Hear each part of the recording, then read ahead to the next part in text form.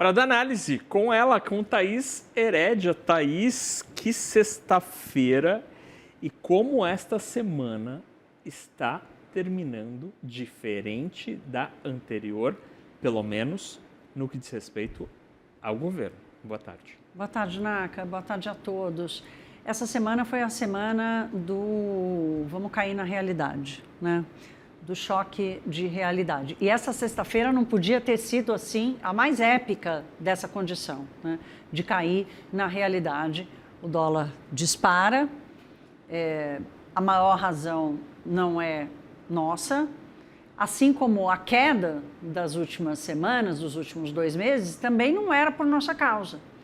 Então, nós contamos com uma onda positiva que ajuda na redução da inflação, que ajuda na percepção de segurança da economia. Boa parte, assim, 2 explicações para a queda do dólar nesses últimos 2 meses. Primeiro, uma desvalorização muito forte da moeda americana, que não estava no cenário geral, né? No mundo inteiro não era este o cenário de uma desvalorização tão forte do dólar. Então, as moedas emergentes se beneficiando por isso. O real, em particular, se beneficia porque temos a maior taxa de juro real do mundo. Então, o dinheiro vem para cá porque o chamado carry, né, que é esse diferencial de juros com qualquer outro investimento no mundo, nos favorecia, né? Sempre mantivemos ali um patamar do câmbio, Naka, segurando a percepção de risco. A segunda motivação, além da gente ter uma taxa de juros muito alta, foi uma coisa que o próprio Jefferson disse nessa excelente entrevista que ele nos deu hoje, aqui no Money, que ele diz o seguinte: olha, o mercado está comprado num ajuste fiscal em 2027, no matter what, como se qualquer governo que chegue, como vai ser obrigado a fazer o ajuste fiscal, o ajuste vai acontecer. Será? Será que dá para acreditar nessa possibilidade, né? No caso, por exemplo, do governo do presidente Lula ser reeleito. Se o presidente Lula for reeleito, ele não vai abrir mão. Qual é o grau de compromisso que ele terá de uma guinada na sua política econômica, né? Depois de ter sido legitimado pelas urnas mais uma vez e ter, portanto, esse 4º mandato como grande fechamento da sua história política, né? A gente tem que começar a botar as coisas no seu devido peso, né? Essa é a provocação, na verdade, que o Jefferson faz, que eu, pelo menos foi assim que eu entendi. Então, 2 fatores. Primeiro, uma taxa de juro real muito alta e uma ideia de que, tudo bem, a gente segura a onda até 2027, que 2027 o barco vai virar. Essa disparada do dólar hoje diz o seguinte: ó, a maior parte dessa onda positiva se deu sem a gente ter controle. Portanto, e se ela virasse lá fora? Como é que a gente ia reagir, né? Não tem como reagir porque é um preço que não foi feito por nossa conta, né?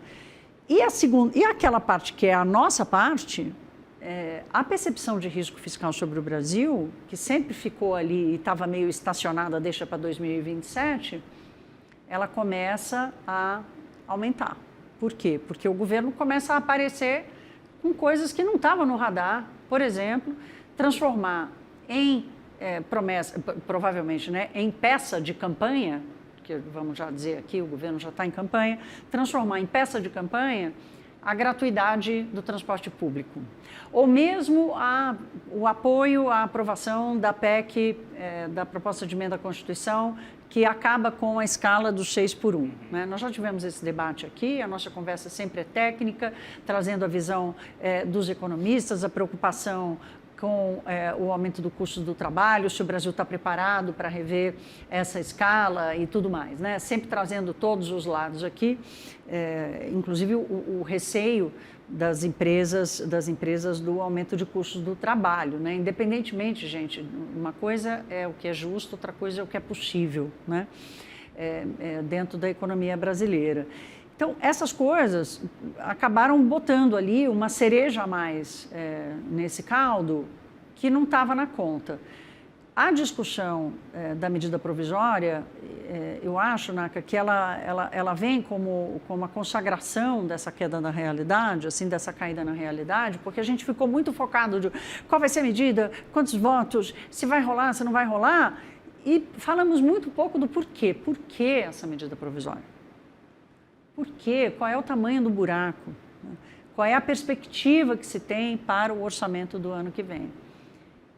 E com uma leitura muito óbvia de que sim, o governo federal tem a sua responsabilidade, mas o Congresso Nacional tem atuado e muito para piorar esse quadro. Parece que os últimos dias foram uma espécie de máquina do tempo que conseguiu acelerar o espaço-tempo em que a gente vive e trouxe toda a discussão que deveríamos estar tendo, sei lá, no mês de junho do ano que vem, para agora. E aí essa história, a discussão já começou, e aí com ela vem os medos sobre tudo isso que está sendo discutido, né? Porque o risco de a gente não ter uma resposta clara do que vai acontecer com as contas públicas no dia 1º de janeiro de 2027, me parece ser absolutamente gigante, porque ninguém, e aí não é uma discussão do tipo, o problema é este governo, não, ninguém, porque a oposição igual, ninguém está trazendo uma solução, uma proposta para essa história. Será que dá para ter esperança de que em um ano Brasília vai mudar de mood e vai trazer alguma ideia propositiva para resolver esse problema? Naka, vamos concordar comigo que não é um ano, é março. Abril. Abril. Sabe quando? Abril. Sabe o que acontece em abril? Descompatibiliza. Não. Abril, o governo tem que mandar a lei de diretrizes orçamentárias. É verdade. Nossa, ótima lembrança. Abril. Então não é uma discussão para outubro do ano que vem. É uma discussão para abril. Porque assim, como a gente está vendo, né, tudo pode mudar em 2 meses, 1 mês, e as coisas estão acontecendo muito rapidamente. Abril, este governo vai ter que mandar, numa atitude republicana democrática, em que você deixa preparado o orçamento para quem vier, podendo ser você ou não, né, a oposição, mas esse é o tratado, esse é o contrato republicano e democrático que nós temos no Brasil. Este governo, que adotou uma política econômica pró-gastos e pró-aumento de arrecadação, e aí, portanto, aumento de impostos, como este governo vai montar o orçamento de 2027, que precisa ser entregue ao Congresso Nacional até abril do ano que vem, qual vai ser a sinalização do compromisso com o ajuste fiscal? Porque ele já vai ter que aparecer na LDO do ano que vem. Sim. Qual vai ser a meta? Os principais números terão que estar lá, né? Qual a expectativa para o crescimento? Qual o cuidado que eles terão ou qual vai ser a realidade que este governo vai colocar na peça orçamentária em 2026 para 2027 sobre gastos discricionários, sobre investimentos, sobre despesas obrigatórias?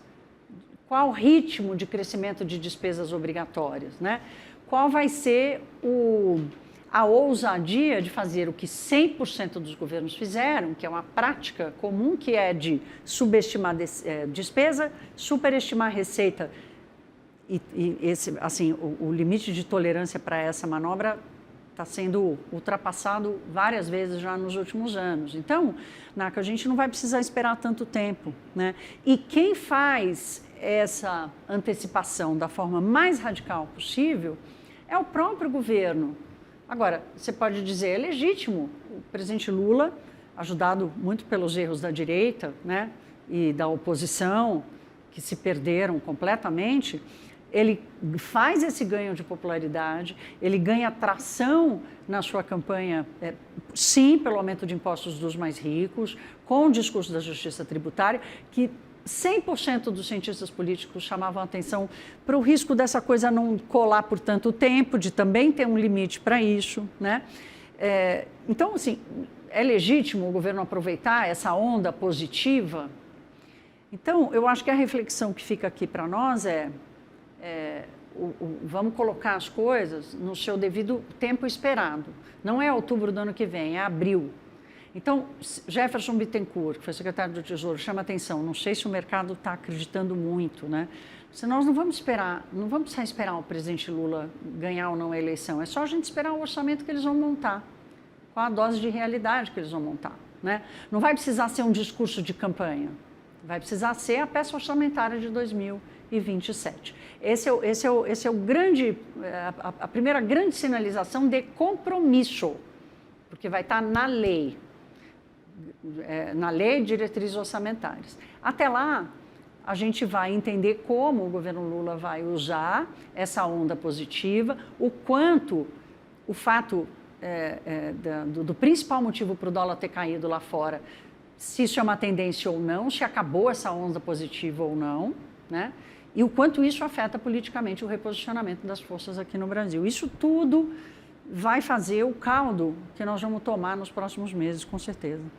A Isa Herédia falou de compromisso, mas também a gente fala de desejo e tem desejo que não vem escrito em lei, vem escrito em camiseta, não tem? Vem escrito em camiseta. Hoje eu fiz questão de usar essa camiseta aqui. Tem que tirar. Ah, não dá para ler, está muito pequenininho, mas eu conto para vocês. Está escrito paz, por favor, em inglês. Peace, please. Eu fui a Oslo agora em agosto, fui levar meu filho, foi fazer um intercâmbio lá.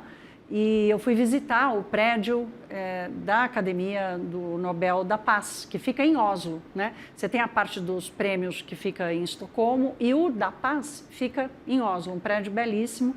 Eu passei horas lá, conta toda a história do Prêmio Nobel da Paz e no final eu comprei essa camiseta, Peace, Please. Então, em nome não, né? Querendo aqui me solidarizar com a campanha pela paz, que eu acho que é uma campanha que não tem como refutar, e emocionada também com um prêmio da Maria Corina Machado, né? Aquele vídeo do diretor da academia ligando para ela, quase chorando ele e fazendo todos nós chorarmos também. Então, quem sabe, uma blusa branca, uma bandeira branca pedindo paz, por favor. E uma mulher latino-americana ganhando esse Exato, prêmio. é assim, é muito emocionante, né? E a batalha dela qual é? Pela democracia. A Isa Herédia, o nosso prêmio Nobel. Obrigado, bom fim de semana. Para nós, Naca, até.